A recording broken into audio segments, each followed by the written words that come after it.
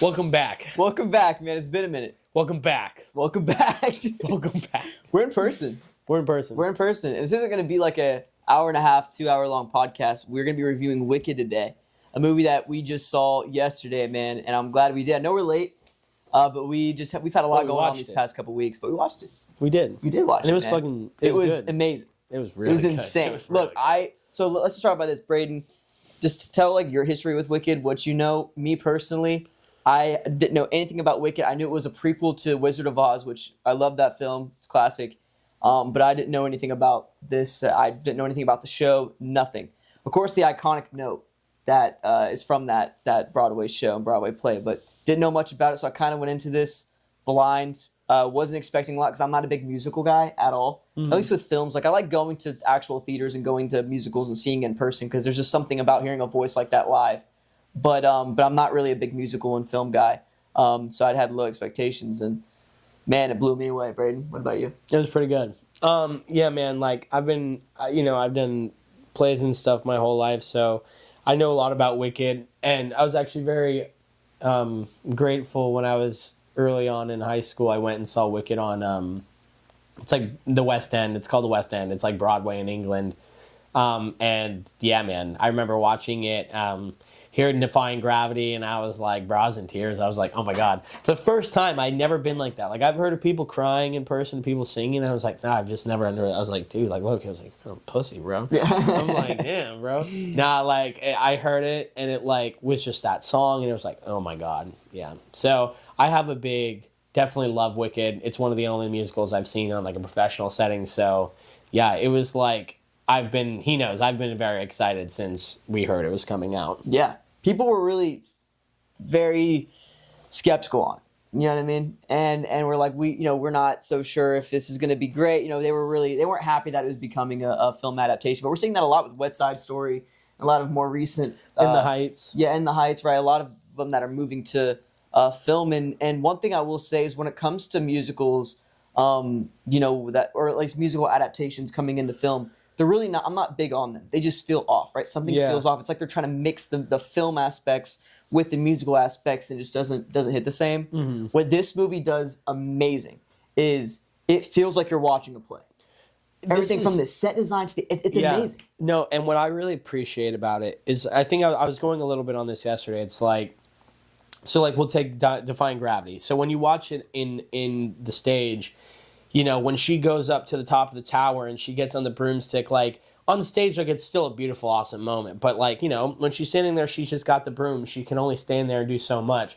But, like, in the movie, like, what I think this movie does is it takes all of the moments that you can't make possible in theater and makes them possible. Yeah. So it feels like a play. And then when you need those film aspects to come in to elevate it, it does, but it doesn't take away from the play aspect of it, or the theatrical aspect, in my opinion. It's like add-ons.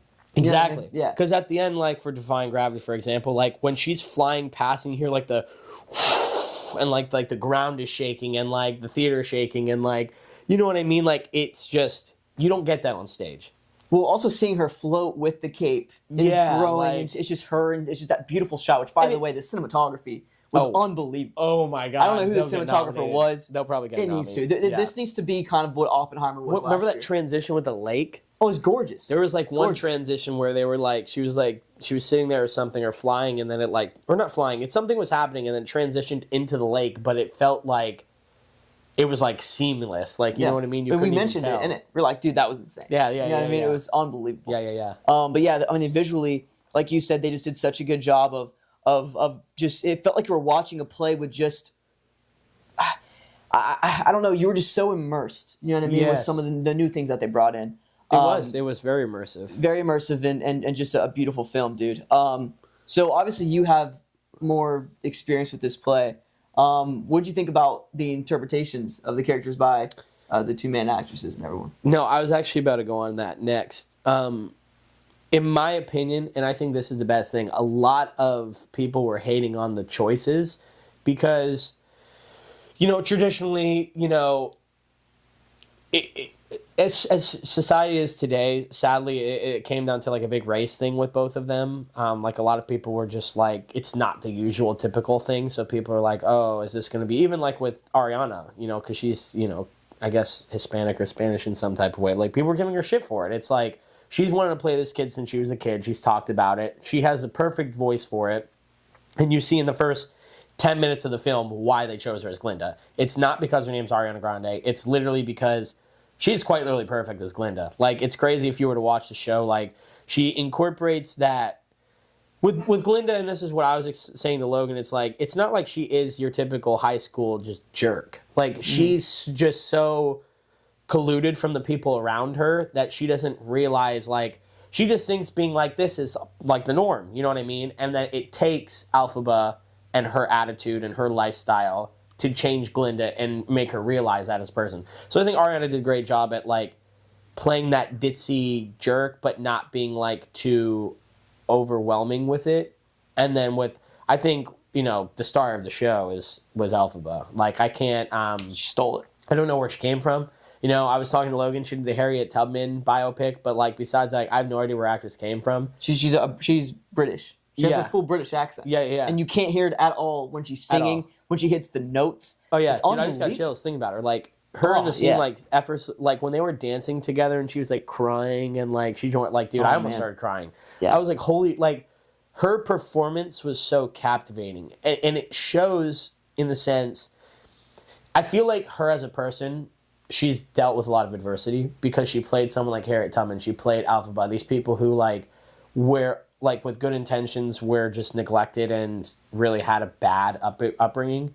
Even as a person, you know, she's a little rough around the edges. You know, she's got the shaved head, she's got the big earrings, she's got like the flaunting makeup, like, and that. But I think that's who she is. She's a powerful person, and her playing Alphaba, like, I legit do not think it could have been done more perfectly. Like, even Idina Menzel, like, in her prime. Like, I love Idina Menzel, but, like, it would have been a battle between these two in, like, the room for me, like an audition room. Because she just brings such a different, not even a different take to it, but such, like, a right, it's, no choice is right choice, but it was such a perfect choice. You know what I mean? Yeah, no, I agree. I think both personalities of these two women fit perfectly with these characters. You could even see it, not to cut you off, you could even see it when they brought them in, when like the original, you know, when they were just like in the town of Emerald City. Yeah. Like you could see how they were just like, their attitudes together, it just felt so, like you could tell, you know what I mean? Well, that's the thing, their chemistry as well, because that was something that was so beloved about the original Wicked Broadway play, was the Broadway between the, sorry, not Broadway, but the chemistry between the two actresses. And in this film, the chemistry between these two, it's unbelievable, and I think that really goes to, I mean, this is also in correlation with the writing and everything else, but just the likability, especially of Ariana's character, is unbelievable. Like when she first comes on screen, you hate her. You know, you're excited. I was like, oh my god, she's annoying. Yeah. And then you get that depth from her. You get that depth from what's her name, Alphaba. And it really plays out beautifully, man. Especially their little dynamic, and like you said, that one moment when they're dancing at the little party thing, and Ariana really finally there's a little bit of empathy there, and that was just such a beautiful moment. And one thing too is, and someone brought this up, is in the actual play on Broadway, it was very fast moving. They didn't really give that scene a lot of time, and in this movie, because it's film and TV, they really could bring it down. And then that's one thing too, the pacing of this film. It's so fast paced at the moments it needs to be fast paced, and then it slows down in the moments that it needs to slow down in. Whether it's that moment when you really see the character of Glinda blossoming, right, and kind of becoming her own and finding her identity. And then of course toward the end with Defying Gravity, where they really slow it down for the note, where they really slow it down with that moment with her putting the coat or the cape around Alphaba. And they did such a good job of the pacing in this film. That's very hard to do. It's another issue I have with some musical adaptations, is that it's hard for them to find a good pace because they're trying to either fit all of it, a 3-hour play into like an hour and a half. Or in this case, what's interesting is the fact that the actual play itself is around 2 hours and 50 minutes, and this film alone was 2 hours and 45 minutes. Yeah. So it's really, you think it'd be really milked out, and that would be an issue, but it doesn't feel that way at all. Yeah, and that's where, that thought of like, they really, the theatrical vibe still survives, but like there's just the film element that adds to it, and I think that's an example of it. Like just those moments, like you said, were able to be paced out so much better than they normally would on like a show, because there is a start and end time to a show. You know what I mean? And there's rehearsals for it to be that way for a reason. Like in the film, it just kind of was. It just pieced together that way, and at the end of the day, with theater, with any type of acting, with any type of art, it's like you're trying to tell a story. It's storytelling. So like what I think this film does so well is it focuses on the story more than anything. You know what I mean? Like compared to other movies that you have seen, you know what I mean? Like, because I agree, there's definitely certain ones that just feel too rushed, or they feel like too grand, or they change the script, or they hire someone that's famous on purpose just because. But like this one just felt right. Like, I don't know. Like, the people were perfect for their casting. Like, because I even wanted to get into Fierro. Like, I love that dude. Yeah. You know what I mean? He's such a fantastic character. And, like, he's somebody at first, like, he's just like Ariana. Like, but that's how he is in the story. Like, he's such, like, you know, you think he's a dickhead. But Alphaba right off the grip is like, you're not that confident. Like, you know what I mean? Like, I can see right through you. And, like, he doesn't fight it. He's like, whatever. Like, you're right. You know what I mean? And I like that. And it's just like, you know, he weirdly, like, has the sex appeal to him, but, like, he's just still, like, when he gets those one-on-ones, like, he's chill. And then, like, I like how, like, it affected him after that day they were together. Like, Ariana's like, he's been different. Like, they just do such a good job of telling the story, and everybody's getting a little bit of everything. And, you know, I'll leave it at that. One thing I do want to talk about that I thought was freaking awesome, because, you know, obviously, like, I've seen the show on Broadway, but, like, they did such a good job within the storytelling of this, with the betrayal at the end. Like, of course, because I know we were both sitting there, we were like, yeah, like, the Oz kind of seems sketchy. Like, you know what I mean? The Wiz, he kind of seems like a dickhead. Right. But, like, Michelle Yeoh's character, like, you know what I mean? You don't, like, they do such a good job, you would not think that she'd, like, turn on her at the end and, like, you know. It was unreal. Well, because her character was the one that really helped out Alphaba at the beginning. She's the one that brought her into the school. You know what I mean? She's the one, reason, yeah. Yeah, exactly. She's the one that really took her on, and also went against Glinda, which in the moment felt like the right thing to do, because Glinda was, you know, acting the way she was acting. Yeah. So you really were with Michelle Yeoh's character, which, by the way, after their first interaction, it goes to the Wizard and I song with Alphaba, one of my favorite moments of the film, dude. That's when I was like, wow. That's when the actress that plays Alphaba really won me over. I was like, she's stealing the show. Like, this is her movie. And it was pretty early on still. That was literally 20 minutes into the film. 25 minutes into the film. It was beautiful, man. But yeah, that betrayal was huge. And that whole, really the last 20 minutes of this movie, because it's so beloved, and because people, it's you know, at the soul of a lot of people's hearts. You know what I mean? With Defying Gravity and all that. And it's one of the biggest climaxes of any play ever on Broadway, I think we can say. You know, they really had to take care of that plot, right? And take care of that moment. And they did such a good job, you know, really bringing it to life in such a beautiful way. They didn't rush it. They didn't slow it down too much. They let the actors do their thing. And you could tell that the director in this film really gave the freedom to the actors to let them, you know, explore their characters. Like you said, because these two actresses have kind of dealt with very similar things that their characters are going through, especially in the case of Alphaba, you know, you could tell that all that they were feeling, all those emotions, it was genuine. And it was beautiful, man. I mean, honestly, like I said, I'm not a big musical guy, dude, but this movie was 2 hours and like 45 minutes. It felt like a 2-hour movie. Yeah. Hour and a half. Dude, I love the ending. Like you said, the problem with, so it's not the problem. The thing with Wicked is a lot of people's, not problem with it, but the whole thing around it is like, a lot of people think like the end of the first half is almost better than the end of the second half. You know what I mean? Because Defying Gravity is like the show stealing moment. It's like the climax of the show. It's like the best piece. And I think they did such a fantastic job of like making it feel like the end, because it is the end of part one, but it's like, but there is a continuation. Like, you know, it's not over. Yeah. Like, it clearly isn't over, but they finished like this part of the story so well. Yep. And I think, like we said, it goes back to back. At the end of the day, they did such a good job of telling the story. Like, from beginning to end, it was perfectly, like, you know, beat it out. I liked the conversations. I liked the moments. It was good. And then The cinematography. Got Gorgeous. to go back to cinematography. Gorgeous, dude. I mean, everything from the opening shot when you see the the four characters from the original Wizard of Oz, and then it moves to Emerald City, and just everything.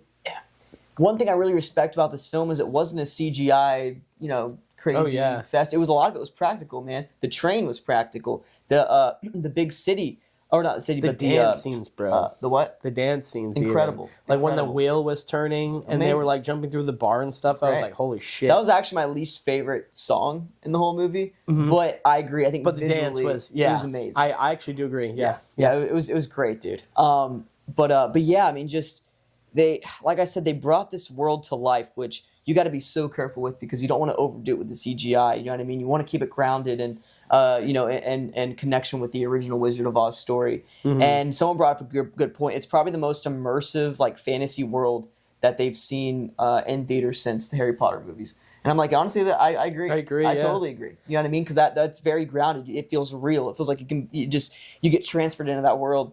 And with this movie, I felt like I was transferred into the land of Oz. Yeah. And yeah, just, I mean, they did such a good job with that. The way this, because I know you haven't seen it. The way this movie makes me feel that I can compare it to like a musical movie that I've seen is The Greatest Showman, with like Hugh Jackman, Zac Efron. Because when that movie came out, it was explosive. It was all over. The music was all over. It was like top trending music. Everyone loved the show. I feel the exact like this movie is like the exact same way. Like the level of immersiveness. And the level of emotion you get from your characters was just... You can't get it anywhere else, you know what I mean? Like, not many films like this come along in a very long time, you know what I mean? And as actors, we both understand all the different, puzzle pieces that have to connect perfectly to make a great film. You know what I mean? And this right here is great acting, great cinematography. It's a great crew, great directing. It's great set design and set decorating. And literally singing, singing. They can sing. They can sing, man. Some of the best singing I've seen in a movie, sure. I've never watched a musical, come home and played some of the songs off the soundtrack. I did that, dude. I had Defying Gravity on repeat, bro. I was like, it's crazy. And yeah, dude, like it's just everything about this film is so captivating. I have not seen part 2. Hit my mic. I have not seen part 2. I do it on set all the time to get mad at me. They're like, stop doing this. Stop it. So I haven't seen part 2, so I don't know what to expect. But I do want to talk about something that I saw that I actually texted you about last night that jumped out at me that has something to do with part 2. But before we get into that, I know some of you guys haven't seen part 2, so I don't want to give out spoilers. But is there anything else you want to touch on in this film? I mean, it's just it's beautiful. There's really no other. I don't have any negatives at all. Like legitimately, like I really don't have a negative. Like, you know what I mean? I really don't. Yeah. Let's go ahead and rate it then, man. Yeah. You go first. I'm gonna give it 9.9. Yeah. I'm giving it a 9.9. Yeah. I know that sounds like really insane. We've done this now for like 2 years, and we've seen a lot of movies. And trust me, I like some great ones. I'm not saying, like, I'm a very realist. Like, are there maybe better Oscar movies? Sure. Has there maybe been better singer or music before? Sure. Has there been ever better acting or this or this? I don't care.